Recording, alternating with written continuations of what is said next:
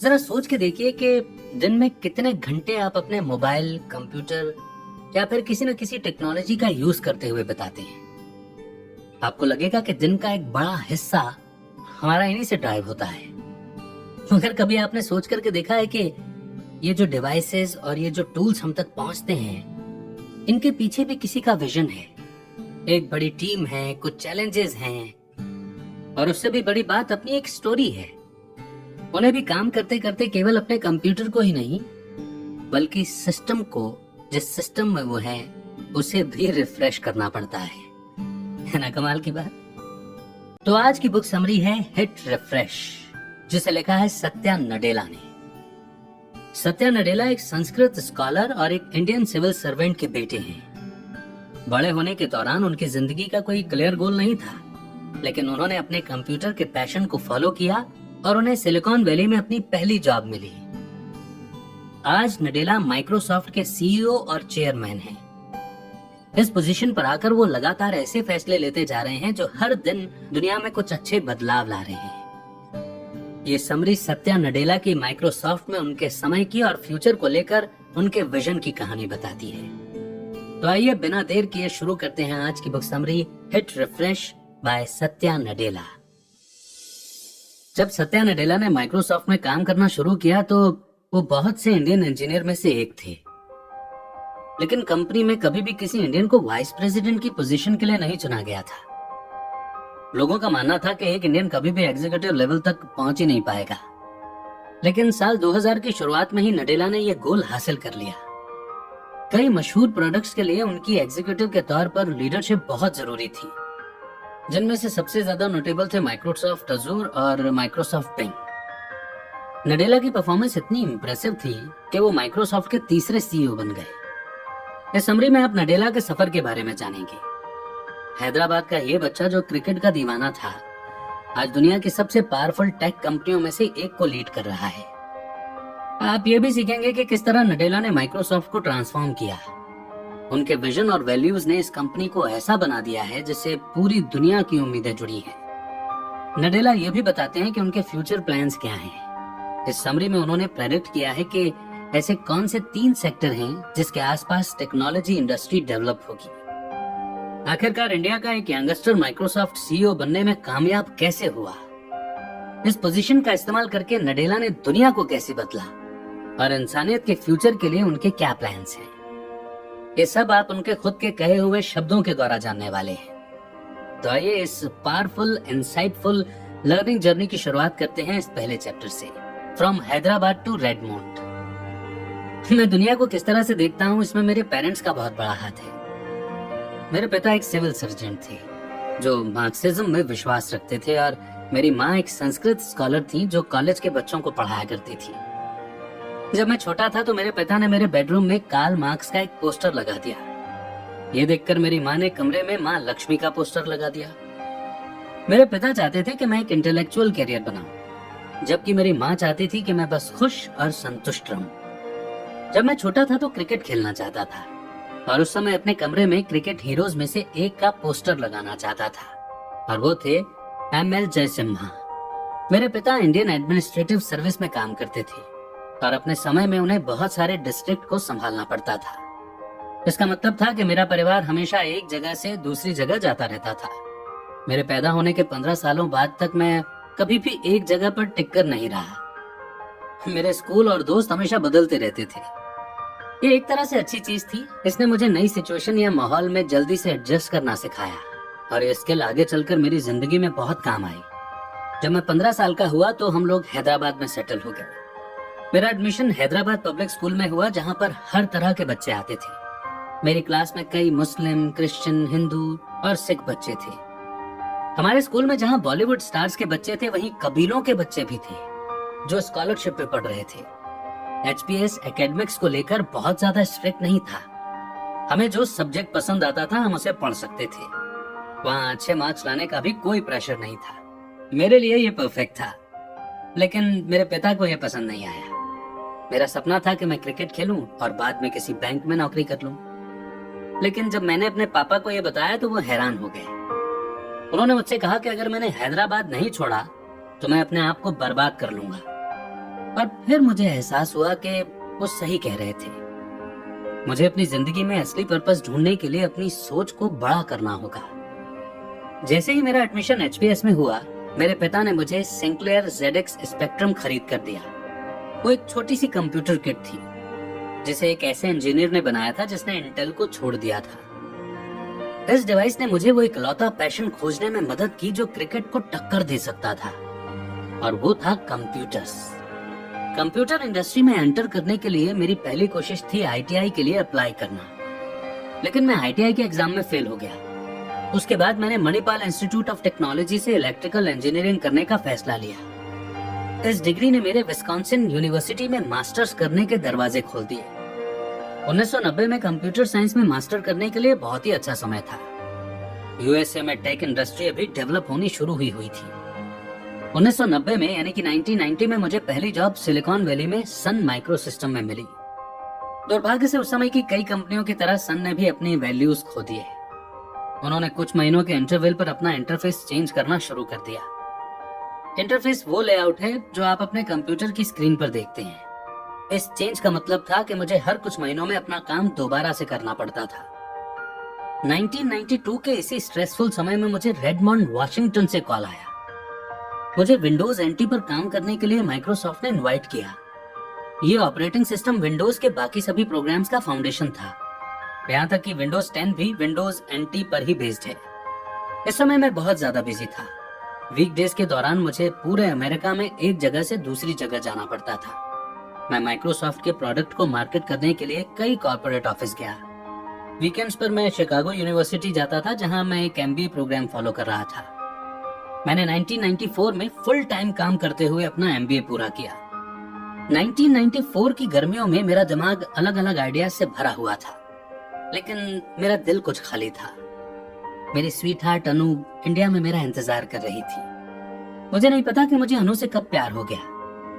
हमारे परिवार एक दूसरे को बहुत सालों से जानते थे और हम बचपन में एक साथ खेला करते थे। ऐसा भी हुआ जब हम लोग एक ही स्कूल में जाया करते थे।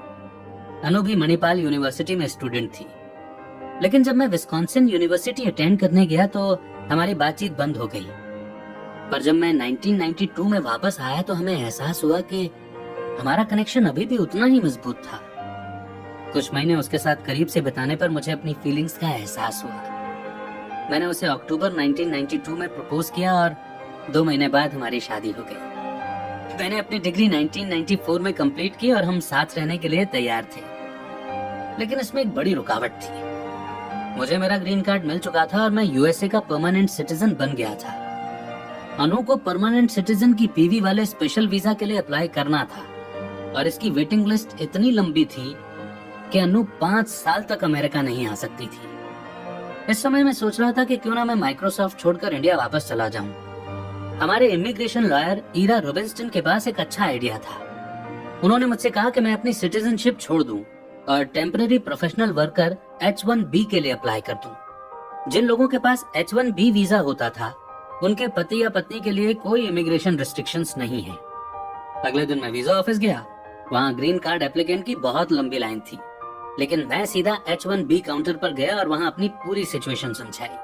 इमिग्रेशन ऑफिसर को अपने कानों पर विश्वास नहीं हो रहा था। उसने कभी ऐसे इंसान को नहीं देखा था जिसने अपना ग्रीन कार्ड छोड़ दिया हो। इस प्रोसेस को करने में मुश्किल से 1 दिन लगा था और आखिरकार मैं अनु के साथ अमेरिका रह सकता था। Learning to lead. मैंने 1992 में माइक्रोसॉफ्ट ज्वाइन किया, मगर सीईओ बनने के लिए जिस एक्सपीरियंस की जरूरत होती है वो मैंने 2008 में सीखना शुरू किया। उस समय माइक्रोसॉफ्ट क्राइसिस का सामना कर रही थी। हमारे कंप्यूटर की सेल बढ़ना रुक चुकी थी, मगर हमारे कॉम्पिटिटर जैसे गूगल, एप्पल और अमेजॉन अच्छा परफॉर्म कर रहे थे। इसी समय में क्लाउड सर्विस और ज्यादा पॉपुलर होने लगी थी। क्लाउड असल में एक ऐसा बड़ा सर्वर है जिसे यूजर्स को रेंट पर दिया जाता है। अभी हम पूरी तरह से क्लाउड सर्विस से घिरे हुए हैं। स्कूल्स क्लाउड सर्विस का इस्तेमाल उन बच्चों का पता लगाने के लिए करते हैं जो बीच में ही स्कूल छोड़ सकते हैं। फायर फाइटर क्लाउड सर्विस का इस्तेमाल जंगल में लगी आग को ट्रैक करने और बुझाने के लिए करते हैं। वहीं चैरिटी क्लाउड सर्विस का इस्तेमाल डिजास्टर रिलीफ को जल्दी और एफिशिएंटली पहुंचाने के लिए करती है। 2008 में लीडिंग क्लाउड सर्विस प्रोवाइडर था Amazon वेब सर्विसेज AWS। वो पहले से ही रिटेल आइटम्स, बुक और मूवीज को बेचने के लिए क्लाउड का इस्तेमाल कर रहे थे। उन्हें एहसास हुआ कि वो इस क्लाउड को बिजनेस को रेंट पर दे सकते हैं। किसी भी कंपनी के लिए AWS को रेंट पर लेना एक नया क्लाउड बनाने से ज्यादा सस्ता होगा, लेकिन माइक्रोसॉफ्ट ने तो क्लाउड कंप्यूटिंग पर काम करने के बारे में सोचा भी नहीं था। 2008 में बिल गेट्स ने चैरिटी के काम पर ध्यान देने के लिए कंपनी छोड़ दी और उसके कुछ समय बाद ही मुझे स्टीव बॉलमर, जो कि नए CEO थे, उन्होंने कांटेक्ट किया। वो चाहते थे कि मैं माइक्रोसॉफ्ट बिंग नाम के प्रोजेक्ट पर काम करूं। माइक्रोसॉफ्ट बिंग हमारा नया सर्च इंजन बनाने की कोशिश थी। ये हमारा क्लाउड सर्विस की दुनिया में एंटर करने का डायरेक्ट अप्रोच नहीं था, हाँ, लेकिन ये एक बड़ा बदलाव था। ऐसा पहली बार था कि माइक्रोसॉफ्ट ने अपने कंफर्ट जोन से बाहर निकलकर कुछ किया था। हम अपने विंडोज और ऑफिस पैकेज से हटकर एक नए सेक्टर पर compete कर रहे थे। बिंग को गूगल से compete करने के लिए मुझे सर्च इंजन के बारे में सीखना पड़ा। मैं याहू, एप्पल और फेसबुक के एग्जीक्यूटिव से मिलने लगा। उन सभी से मिले फीडबैक को एक ही शब्द में समझाया जा सकता है, एजिलिटी, यानी कि फास्ट होना। इस फील्ड में सक्सेसफुल होने के लिए हमें जल्दी डेवलप करने की जरूरत थी। हमें लोगों से फीडबैक लेना था और जल्द से जल्द उन बदलावों को लाना था। मैंने इस चीज का ध्यान रखा कि टीम बिंग इन सभी रूल्स को फॉलो करे। आखिरकार याहू ने बिंग को अपना सर्च इंजन बना लिया। हम USA के 25% वेब सर्च के लिए रिस्पॉन्सिबल थे। कुछ ही सालों में बिंग एक $multi-billion वेंचर बन गया। 2011 में स्टीव ने मुझे फिर से कुछ नया सौंपने का फैसला किया। उन्होंने मुझे हमारे सर्वर और टूल बिजनेस STB का हेड बना दिया। ये सर्विस बड़े बिजनेसेस के लिए सर्विस प्रोवाइड करवाती थी। एक तरह से ये क्लाउड कंप्यूटिंग का एक शुरुआती फार्म था। स्टीव चाहते थे कि मैं STB को एक ऐसे बिजनेस में डेवलप करूं जो Amazon के साथ compete कर पाए, लेकिन उस समय AWS साल के $1 बिलियन से भी ज्यादा कमा रहा था और माइक्रोसॉफ्ट तो अभी पूरी तरह से क्लाउड सर्विस के स्पेस में घुसा तक नहीं था। यहाँ पर मुझे जो सबसे पहला चैलेंज फेस करना पड़ा था वो था अपनी टीम को इकट्ठा करना। STB के सारे डिपार्टमेंट हेड खुद अलग अलग काम करना ज्यादा पसंद करते थे। वो अपने बिजनेस को बदलकर क्लाउड पे काम नहीं करना चाहते थे। वो अपने बिजनेस में ही रहना चाहते थे जहां से वो पैसे कमा रहे थे। इसलिए मुझे STB में काम कर रहे इन सभी लीडर को मनाने के लिए बहुत मेहनत लगी। मैंने उन सब के पास अलग अलग जाकर उन्हें क्लाउड टेक्नोलॉजी में काम करने के लिए मनाया और एक बार जब सब राजी हो गए तो हमारे इनोवेशन का लेवल बहुत बढ़ गया। डिपार्टमेंट के हेड्स हमारे कस्टमर्स की प्रॉब्लम सॉल्व करने के लिए क्रिएटिव तरीके ढूंढने लगे। जब मैं इन लीडर्स के साथ मिल रहा था तो मेरा सामना मार्क रस्सिनोविच से हुआ। वो विंडोज अजूर नाम के एक प्रोडक्ट के हेड थे और मुझे एहसास हुआ कि मार्क का फ्यूचर को लेकर बहुत क्लियर विजन है। इसलिए हमने अपने सारे रिसोर्सेज मार्क के प्लान को एग्जीक्यूट करने में लगा दिए। मैंने हर फील्ड के प्रोफेशनल्स को इकट्ठा किया और अपनी टीम को स्ट्रॉन्ग किया। उस समय पर हमने जो फाउंडेशन बनाई थी उसके ऊपर माइक्रोसॉफ्ट ने कई सर्विसेज बनाई। फिलहाल हम Microsoft Azzur, office 365, Xbox live और बिंग जैसे क्लाउड सर्विस ऑफर करते हैं। 2008 में माइक्रोसॉफ्ट क्लाउड की दुनिया में सिर्फ एंट्री ले रहा था, लेकिन अब 2018 तक हमारा $20 बिलियन का क्लाउड बिजनेस है। New mission, new momentum. अगस्त 2013 में माइक्रोसॉफ्ट के CEO स्टीव बॉलमर ने अपनी रिटायरमेंट अनाउंस कर दी थी और अगले साल फरवरी में मुझे उनकी जगह लेने के लिए पूछा गया था। जब स्टीव जाने लगे तो उन्होंने मुझे एडवाइस दी कि मैं हमेशा बोल्ड और ब्राइट बना रहूं। 2014 का साल माइक्रोसॉफ्ट के लिए काफी मुश्किल था। स्मार्टफोन की सेल तो बढ़ रही थी, लेकिन कंप्यूटर्स की सेल कम होती जा रही थी।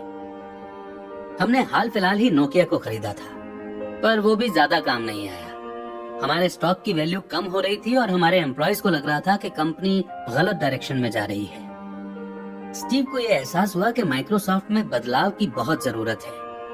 उन्होंने इसलिए अपनी पोजीशन छोड़ी क्योंकि उन्होंने माना कि अब लीडरशिप में बदलाव की जरूरत है। माइक्रोसॉफ्ट को नया बनाने की जरूरत थी।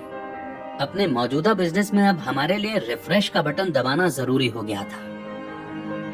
माइक्रोसॉफ्ट को रिन्यू करने का सबसे पहला कदम था इसके सोल को रीडिस्कवर करना। हर सक्सेसफुल कंपनी की एक सोल होती है। एप्पल की सोल है अपने कस्टमर्स को बढ़िया डिजाइन के प्रोडक्ट प्रोवाइड करना। जब तक उनकी सोल उनके पास है, उनके कस्टमर्स कहीं नहीं जाने वाले। माइक्रोसॉफ्ट की सोल थी इसकी पावरफुल टेक्नोलॉजी को हर इंसान तक लेकर जाना। 1970 में बिल गेट्स और पॉल एलन चाहते थे कि हर इंसान के टेबल पर एक कंप्यूटर हो। 2014 में गूगल ऐसा ही स्मार्टफोन के साथ कर रहा था, जिसमें उनका एंड्रॉयड ऑपरेटिंग सिस्टम इस्तेमाल हो रहा था। दुनिया बदल गई थी, लेकिन माइक्रोसॉफ्ट वहीं का वहीं था। मेरे पास ऐसे कई तरीके थे जिससे मैं अपने एम्प्लॉयज को ये बदलाव लाने के लिए मोटिवेट कर सकता था। मैं उन्हें एप्पल और गूगल के बनाए हुए प्रोडक्ट दिखाकर जेलस महसूस करवा सकता था। मैं उन्हें कॉम्पिटिटिव भी महसूस करवा सकता था। मगर मैं अपनी कंपनी में ऐसा कल्चर नहीं लाना चाहता था। मैं चाहता था कि वो हमारा मकसद समझें और उन्होंने जो किया है उस पर गर्व महसूस करें। जब मैं पहली बार सीईओ की पोजीशन पर आया तो मेरे मन में 2 सवाल थे। पहला कि हम यहाँ पर क्यों हैं? मैं जानना चाहता था कि इस दुनिया में माइक्रोसॉफ्ट का क्या रोल है। दूसरा सवाल था कि अब हम क्या करें। मैंने तय किया कि इन सवालों का जवाब देने के लिए सबसे सही लोग माइक्रोसॉफ्ट के एम्प्लॉयज ही हैं। पहले सवाल का जवाब मेरी उम्मीद से कहीं ज्यादा आसान था। हमारा मकसद था कि हम ऐसा प्रोडक्ट बनाएं जो लोगों की जिंदगी को इम्प्रूव करे, और लगभग सभी एम्प्लॉयज का यही मानना था। मगर दूसरे सवाल का जवाब क्लियर नहीं था, लेकिन फिर भी सबने कुछ पॉइंट्स पर एग्री जरूर किया। हमें अपने मिशन और एम्बिशन को अच्छे से एक दूसरे से डिस्कस करना होगा। हमें अपना कल्चर बदलना होगा और ज्यादा इनोवेटिव बनना पड़ेगा।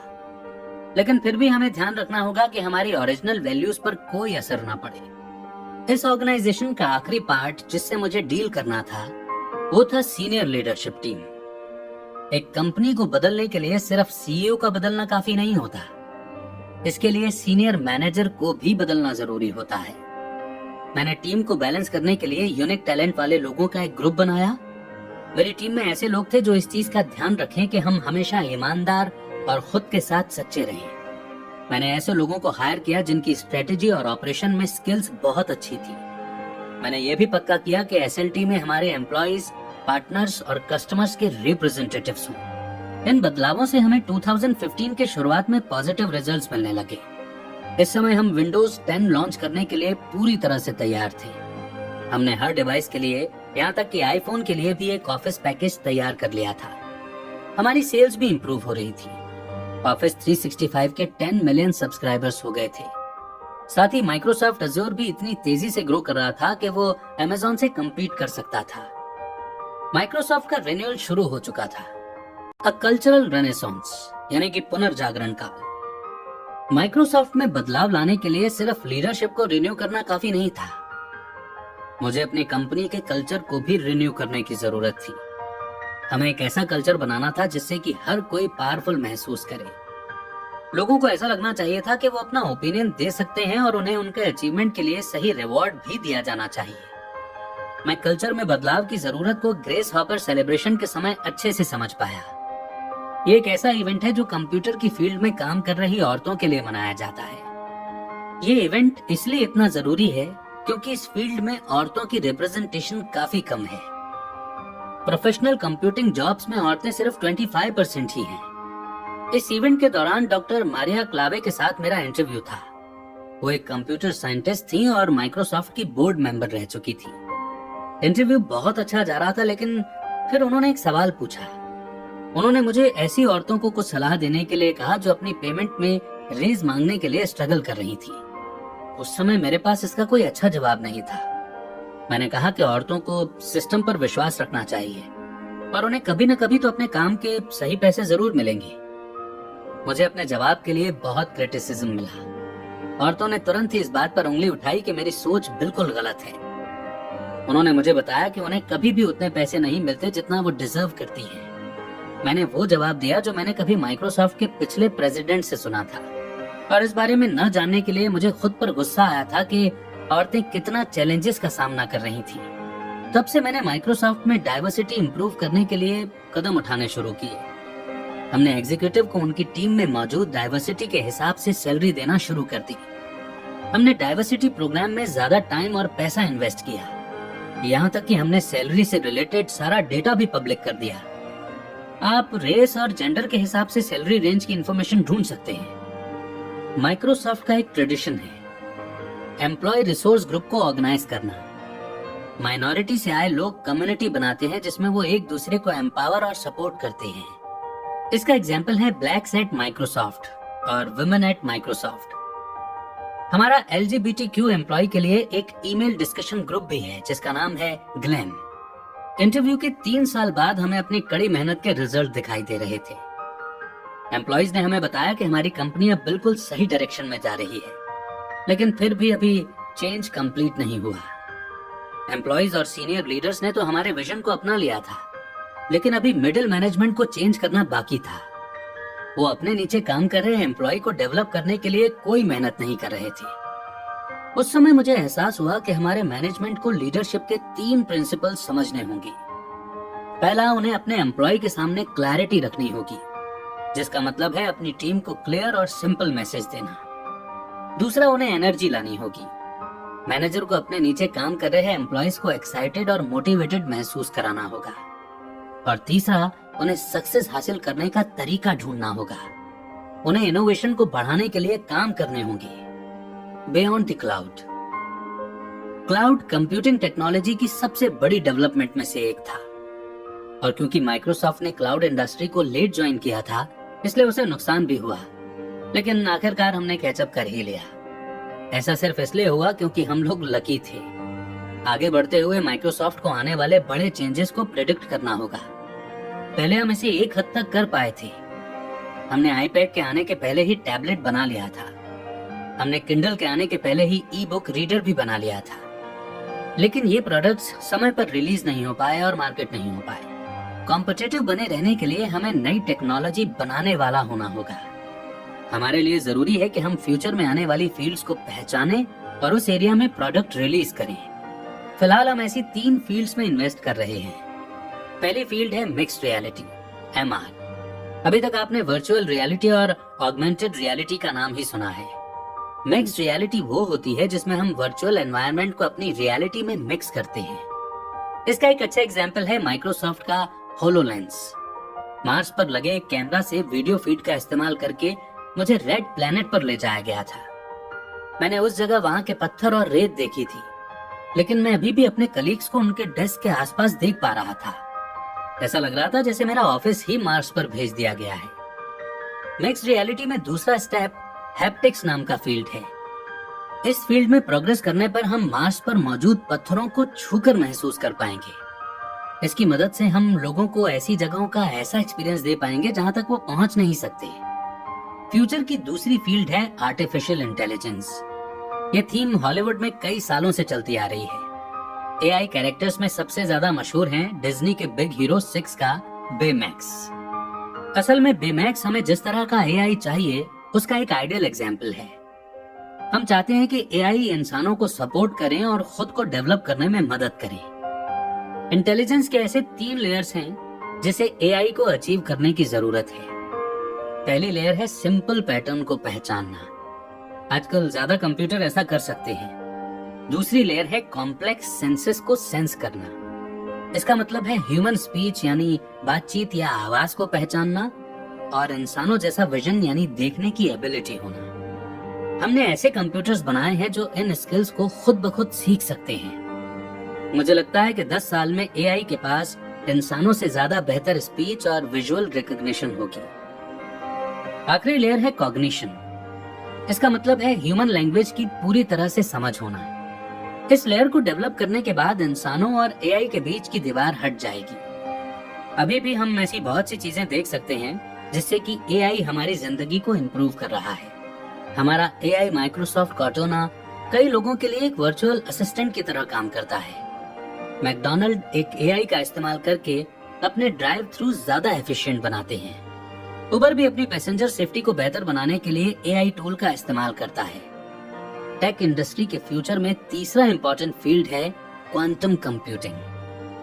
क्वांटम कंप्यूटिंग एटम्स के कुछ कैरेक्टरिस्टिक्स का इस्तेमाल करके इंफॉर्मेशन के बिट्स बनाता है। इन्हें क्यूबिट्स कहा जाता है। क्यूबिट्स को कंप्यूटर के प्रोसेसर और मेमोरी की तरह इस्तेमाल करके कंप्यूटर की पावर बढ़ जाती है। क्वांटम कंप्यूटर्स ऐसे कैलकुलेशन कर सकते हैं जो कि एक नॉर्मल कंप्यूटर नहीं कर सकता।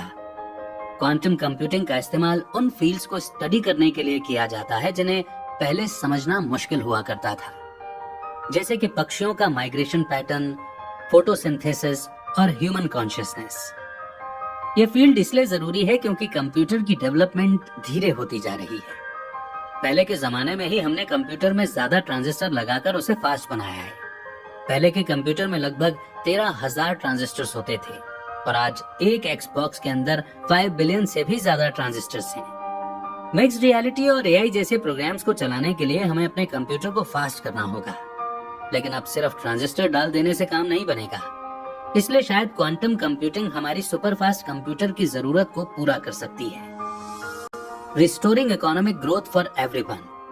2016 में मुझे प्रेसिडेंट बराक ओबामा के final state of the union address के लिए इनवाइट किया गया था। उन्होंने कुछ ऐसी परेशानियां बताई जो कि आने वाले प्रेसिडेंट को फेस करनी पड़ेंगी। इनमें से एक सवाल था कि हमें टेक्नोलॉजी को लेकर आगे कैसे बढ़ना चाहिए। हम टेक्नोलॉजी का इस्तेमाल करके हर किसी की जिंदगी कैसे इम्प्रूव कर सकते हैं। क्लाइमेट चेंज जैसे ग्लोबल प्रॉब्लम के लिए इसका इस्तेमाल कैसे हो सकता है। एक इकोनॉमिस्ट का बेटा और एक बिजनेस लीडर होने के नाते मैंने भी कई परेशानियों के बारे में सोचा था। हमारी दुनिया इकोनॉमिकली ग्रो नहीं कर रही है, लेकिन इनइक्वालिटी यानी कि असमानता हद से ज्यादा बढ़ती जा रही है। मुझे भी ये पता है कि नई टेक्नोलॉजी के आने से लोगों की जॉब चली जाएंगी। तो आखिर में हमें क्या करना चाहिए? हम हर किसी के लिए ग्रोथ कैसे ला सकते हैं? मुझे ये सब सिर्फ इसलिए परेशान नहीं करता क्योंकि अब मैं इस पोजीशन पर हूँ, लेकिन मेरी पूरी जिंदगी मुझे हमदर्दी जैसी भावना के होने पर बहुत भरोसा रहा है, जिसका मतलब है दूसरों की फीलिंग समझना, खास करके उनका दर्द। अब क्योंकि मैं एक ऐसा इंसान हूँ जिसके हाथ में पावर है, तो मुझे लगता है कि मेरी उन जरूरतमंदों की ओर कुछ ड्यूटी बनती है। जब मेरा एम्पैथी यानी कि हमदर्दी के कॉन्सेप्ट से पहली बार सामना हुआ, उस वक्त मैं अपनी माइक्रोसॉफ्ट की जॉब खोने वाला था। फायरिंग प्रोसेस में बहुत सारे इंटरव्यू थे। एक इंटरव्यू में कोई भी इंजीनियरिंग या मैथ्स का सवाल नहीं पूछा गया। मुझे बस एक सवाल का जवाब देना था। इस इंटरव्यूअर ने मुझसे पूछा कि मान लो सड़क के बीच में एक बच्चा पड़ा हुआ है और रो रहा है, तो तुम सबसे पहले क्या करोगे? मैंने फटाफट जवाब दिया कि मैं 911 को कॉल करूंगा। उस इंटरव्यूअर ने मेरी तरफ देखा और फिर खड़ा हो गया और मुझे अपने साथ कमरे से बाहर ले गया। दरवाजे पर उसने मुझसे कहा कि मेरे अंदर थोड़ी सी हमदर्दी होनी चाहिए। उसने मुझे समझाया कि अगर आप किसी बच्चे को सड़क पर रोता हुआ देखते हैं तो सबसे पहले आप उसे उठाइए। मेरा पहला ख्याल था कि मैं सीधा अथॉरिटी को फोन करके प्रॉब्लम सॉल्व कर दूं, लेकिन उस समय पर मेरी एम्पैथी की कमी पर मुझे आज भी शर्म आती है। दूसरी चीज जिसने मुझे और भी ज्यादा हमदर्द बना दिया था वो था मेरे पहले बच्चे ज़ेन का जन्म। अपनी प्रेगनेंसी के 36वें हफ्ते में यानी कि 36th वीक में अनु को एहसास हुआ कि कुछ तो अजीब है। हमारा बच्चा उतनी लात नहीं मार रहा था जितनी वो पहले मारता था। हम हॉस्पिटल चेकअप करवाने पहुंचे। हमें लग रहा था कि ये सिर्फ हमारा वहम है, लेकिन डॉक्टर इस चीज को लेकर बहुत परेशान हो गए। उन्हें ज़ेन को डिलीवर करने के लिए इमरजेंसी सिजेरियन सेक्शन का ऑर्डर दिया। जब वो पैदा हुआ तो सिर्फ 3 पाउंड का था और बिल्कुल नहीं रो रहा था। डॉक्टर ने हमें बताया कि ज़ेन को एक रेयर कंडीशन है। जब वो अपनी माँ के पेट में था तो वो सांस नहीं ले पा रहा था, जिसकी वजह से वो सेरेब्रल पैल्सी के साथ पैदा हुआ है। ज़ेन अपनी पूरी जिंदगी चलने फिरने में स्ट्रगल करेगा और हमेशा के लिए व्हील चेयर में ही रह जाएगा। एक पिता के तौर पर मैंने अपने बच्चे का दर्द समझने की पूरी कोशिश की। उसके साथ ही मैंने देखा कि किस तरह टेक्नोलॉजी की मदद से उसकी जिंदगी थोड़ी आसान हो गई थी। ये टेक्नोलॉजी थी जिसकी वजह से वो जिंदा था। कुछ समय बाद हाई स्कूल के 3 बच्चों को ज़ेन की कंडीशन के बारे में पता चला। उनकी हमदर्दी की वजह से उन्होंने ज़ेन के इस्तेमाल करने के लिए एक स्पेशल साउंड सिस्टम बनाया। ज़ेन को म्यूजिक बहुत पसंद था, लेकिन वो अपनी प्लेलिस्ट खुद कंट्रोल नहीं कर पाता था। इस नए साउंड सिस्टम के कारण वो अपने मनपसंद गाने सिर्फ अपना सिर हिलाकर बदल सकता था। इन बच्चों ने मुझे टेक्नोलॉजी को लेकर और भी ज्यादा हमदर्द बनने की इंस्पिरेशन दी। मेरे दिमाग में ये आइडिया बैठ गया कि टेक्नोलॉजी लोगों की जिंदगी को सुधारने के लिए ही बनाई गई है, और एंड्रयू मैकाफी की वजह से मेरा विश्वास और भी ज्यादा मजबूत हो गया। ज्यादातर टेक्नोलॉजिकल डेवलपमेंट किसी देश की जीडीपी को इम्प्रूव नहीं करती, लेकिन मैकाफी ने ध्यान दिया कि डेवलपमेंट को मेजर करने के लिए जीडीपी एक इफेक्टिव तरीका नहीं है। विकिपीडिया ने हर किसी के लिए नॉलेज एक्सेसिबल बना दिया है। मेडिकल डेवलपमेंट से अब हम उन बीमारियों को भी ठीक कर सकते हैं जिनका पहले कोई इलाज नहीं था। टेक्नोलॉजी हमारे लिविंग स्टैंडर्ड्स को इस तरह इम्प्रूव करती है कि वो इकोनॉमिक्स में दिखाई नहीं देता। असल में टेक्नोलॉजिकल एडवांसमेंट किसी भी देश का डेवलपमेंट बहुत अच्छे से बता सकती है। आप इंडस्ट्रियल रिवॉल्यूशन को ही देख लीजिए। 1700 में ब्रिटेन में हुई टेक्नोलॉजी की रैपिड डेवलपमेंट ने उसे एक ग्लोबल सुपर पावर बना दिया था। बेल्जियम ने भी इन टेक्नोलॉजीज को बहुत जल्दी अपना लिया था, इसलिए आज वो एक ऐसी जगह पर खड़े हैं कि ब्रिटेन को भी चैलेंज कर सकते हैं। लेकिन स्पेन इस टेक्नोलॉजी को एक्सेप्ट करने में बहुत धीरे रह गया और इस वजह से आज स्पेनिश एम्पायर ब्रिटिश एम्पायर से पीछे है। आज की टेक्नोलॉजिकल रिवॉल्यूशन भी लगभग ऐसी ही है। जिन देशों ने टेक्नोलॉजी को अपना लिया है वो बहुत जल्दी ग्रो करेंगे और वही आगे जाकर नई ग्लोबल सुपर पावर बनेंगे। अभी हम यही बदलाव ईस्ट अफ्रीका, मालावी जैसे देशों में देख रहे हैं। 2006 में मालावी दुनिया के सबसे गरीब देशों में से एक था। उस समय पर उन्होंने मोबाइल फोन टेक्नोलॉजी पर बहुत ज्यादा इन्वेस्ट करना शुरू कर दिया। अब मालावी की इकोनॉमी बहुत अच्छे से बढ़ रही है क्योंकि उस देश में अब लोकल मोबाइल पेमेंट बिजनेस बहुत बढ़ गए हैं। माइक्रोसॉफ्ट टेक्नोलॉजी को यूथ स्पार्क इनिशिएटिव के जरिए और भी ज्यादा एक्सेसिबल बनाना चाहता है।